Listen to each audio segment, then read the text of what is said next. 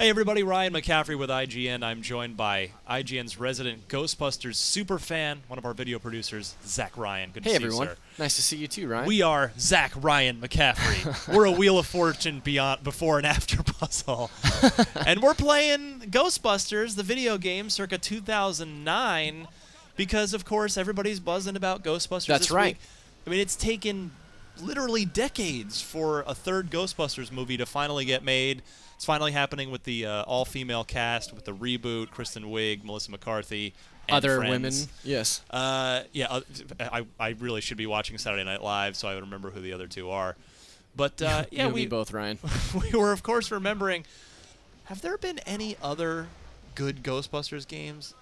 No, this was the high point, and this is pretty much it. Yeah. I feel like this is an actually underrated game. This is a very, very good game. I completely agree, especially if you're a Ghostbusters fan. I think that this game really does a great job at capturing the feel of the films, and it feels good to play. It's not only well written and true to the source material. It was written by Harold Ramis and Dan Aykroyd, right? And of course, famously, it stars both of them as well as Bill Murray. And this is, of course, the last time that he wore the Venkman suit. I mean, this kind of, for a while, was Ghostbusters 3. Oh, supposedly it's canonical that this is supposedly the third film. Yeah. Yeah.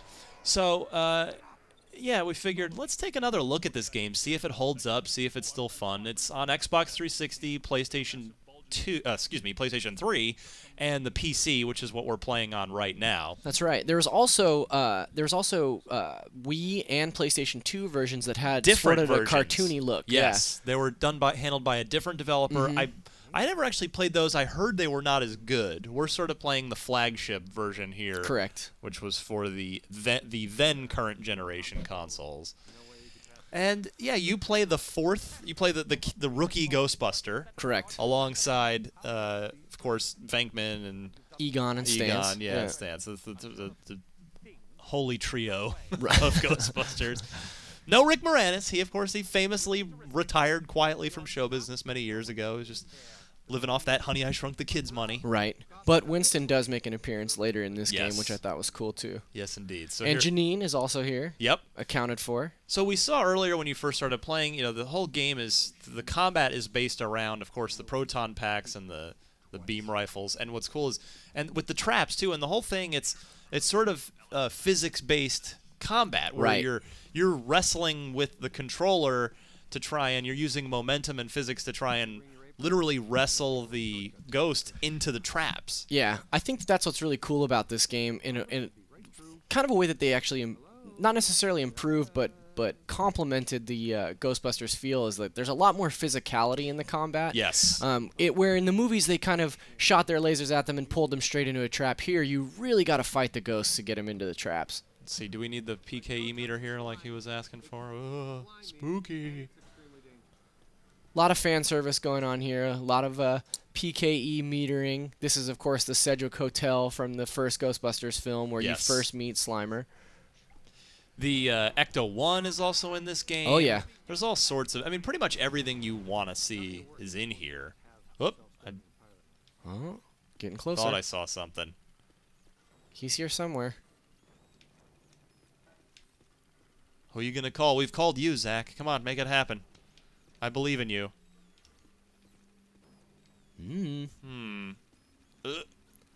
Got. Where's the ghost?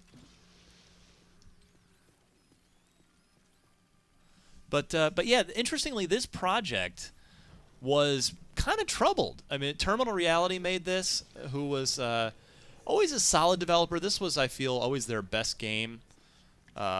They made Blood Rain. Remember those? Wow. Back in the day on PS2 and Xbox, original Xbox. That's right. All right, you're trapped in here with it. It's one-on-one time. Gonna make it happen. And yeah, Activision, excuse me, Activision at one point was gonna publish this game, but it got too rich for their blood. For the richest video game publisher in the world, it got too rich for their blood. Yeah, they actually, because this was an extremely expensive project, and they bailed out of it, and it ended up, I think, yeah, because Vivendi had it, and then they had the merger with Activision, and then it got dropped, And Atari ended up publishing it, of all people. Right. It went through a lot of different publishers before it saw the light of day, and I think that that kind of lent to the idea that maybe it wasn't going to be a great game. So that when it finally did come out, it was. I think people were pleasantly surprised. Yeah, it was a really solid game. Again, it just nailed the mechanics really well, the fan service really well. Here we're at the end of the tutorial, the beginning of real gameplay, where you're having your first real poltergeist experience, let's call it, and you're learning how to use the equipment and how to use the proton ray and trap something. So I'm counting on you, Zach, to help make this video good. Remind people why they should be playing this game still. Although on that note, I do think, because we were playing a little, before we came on the air, just to brush up a little bit. Oh, here's a little artifact. Yeah, a little collectible. Yeah. I think this game's held up reasonably well. I mean, it looks decent for a Certainly, 360 PS3 game. It's not the worst looking, not the best looking game. Like, the characters still look pretty good. Their hair is very last gen. That's true. I did comment on their fluffy hair. But the faces look pretty good, and of course the voice acting's there. Other than, well, I mean, Bill Murray possibly literally phoned in his performance. He somehow got his arm twisted, probably by Dan Aykroyd and Harold Ramis, into doing this. A lot of reviews commenting on Bill Murray doing an impression of Bill Murray for this game. So. Which, interestingly, that's kind of how I felt when I watched Dumb and Dumber 2. I felt like Jim Carrey and Jeff Daniels were doing impressions of Jim Carrey and Jeff Daniels from 20 years ago. Yeah. That is neither here nor there. So yeah, let's work on. You gotta work with the team here. Don't cross the stream, Zach. I'm gonna try my best. Wrangle that Slimer. Get him. So what we're doing here is we're slowly whittling down Slimer's health, so that we can grab him in a capture beam. Exactly. And that engages that sort of wrestling. And he is bailed out. That's right. He likes to hide in objects in this room. We gotta go hunt him down. Waiting for that signal strength to pick up. Oh. Come on. Where'd he go? He's got to be around here somewhere. Oh, sounds like Vinkman found him before I did. Let's make it happen. So he's almost ready to be trapped. Sounds like he's probably under here. Nope. That's Let's kinda cause cool. some property damage. $15 worth for that tablecloth. I do like that that's part of the game as well, that it tracks your property damage. Of course, the Ghostbusters always famous for wrecking places that they went into, much to the chagrin of the owners of those places. So one thing that's also really great about this game, as I'm wandering around here, you'll hear a lot of music from the first movie. Yeah. And obviously the sound effects are on point. Now, here talking comes and playing here at the same comes the time. capture stream. Yeah, here we go. Boom, Yeah, I'll you pull can him, slam him him down. against walls. And on the ground. Slam him. Now you can see he's only got one bar left, so he's- we'll throw out the trap. That's not the right button. There we go. Oh. There we go. I'll throw the trap down, and I'll slowly pull him over here. Come on. You can do it, Zach. Finish this video strong. Boom. Come on, slam him. Throwing down several traps. Oh, Oh, here we here go. we go. Get him.